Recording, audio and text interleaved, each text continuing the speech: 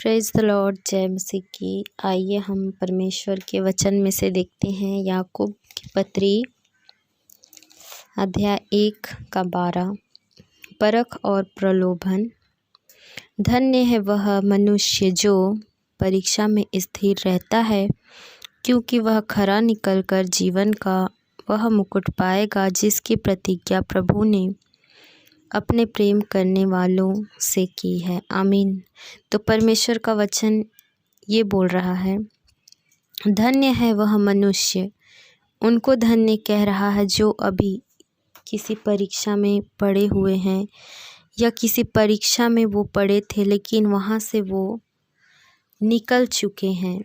बहुत ही खराई से वो स्थिरता के साथ, बिना भटके, बिना वापिस अंधकार में जाए, केवल प्रभु के पीछे, केवल यीशु के पीछे ही चलते हुए, अपने कदम यीशु के पीछे ही चलाते हुए, बढ़ाते हुए, वो स्थिर रहते हुए उस व्यक्ति ने परीक्षा को पार कर लिया है, पास कर लिया है। उनको परमेश्वर ने धन्य कहा है।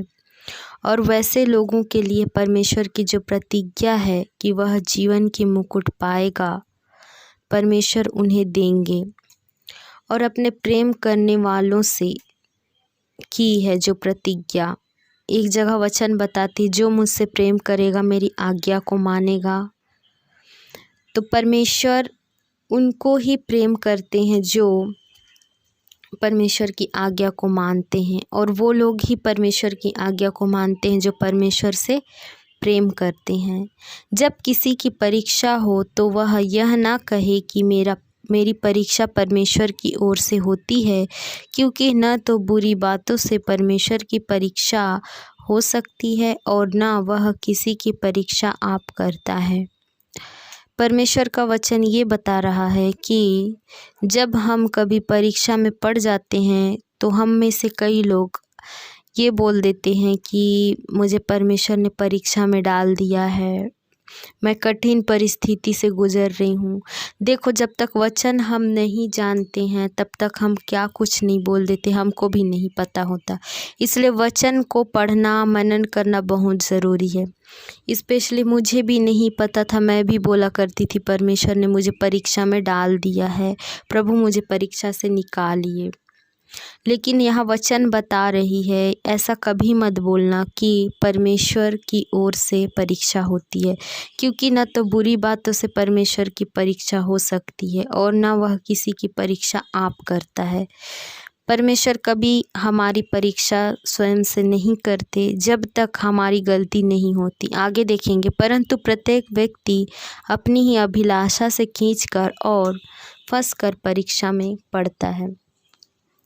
हम अपनी किसी अभिलाषा के चलते, फिर चाहे वो शारीरिक अभिलाषा हो, या हम पैसों की अभिलाषा, घर की अभिलाषा, फिर चाहे किसी भी सांसारिक वस्तु की अभिलाषा के पीछे खींचे चले जाते हैं और उस जीवित खुदा को भूल जाते हैं, जिन्होंने बोला है कि तुम इधर उधर मत ताको, सिर्फ मेरे पीछे चलो, क्योंकि मैं तुम्हें हर एक भली वस्तुएं दूंगा, हर एक कमी घटी को तुम्हारी पूरी करूंगा। लेकिन हम मनुष्य क्या करते हैं, परमेश्वर के वचन को पढ़ते भी नहीं हैं, मनन भी नहीं करते हैं। हमें पता भी नहीं रहता है कि हमको कौन सा वचन किस जगह पे काम आएगा।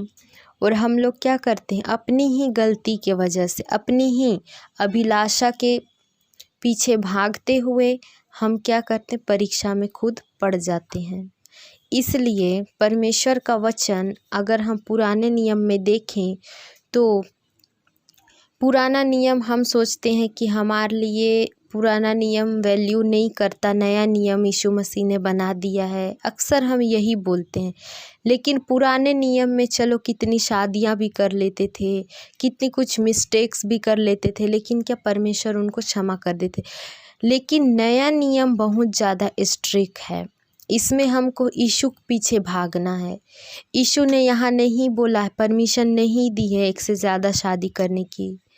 यीशु ने पुराने नियम में कुछ बोला है परमेश्वर ने, तो यीशु ने नए नियम में बहुत ही स्ट्रिक्टली हम सभी के लिए रूल्स एंड रेगुलेशन बनाए हैं, जो कि हम कब जान पाएंगे, जब हम बाइबल पढ़ेंगे, मनन करेंगे और अभिलाषा के पीछे ना भागकर यीशु मसीह के पीछे भागेंगे। ज़्यादा से ज़्यादा हम वचन में भागेंगे, हम प्रार्थना में भागेंगे, संगति में भागेंगे, तो हम परीक्षा में नहीं पड़ेंगे। क्योंकि परमेश्वर का वचन ये भी बताती है निरंतर प्रार्थना में लगे रहो ताकि तुम परीक्षा में ना पढ़ो। आमीन। तो परमेश्वर इन सभी वचनों के द्वारा हम सभी को आशीषित करे। आमीन।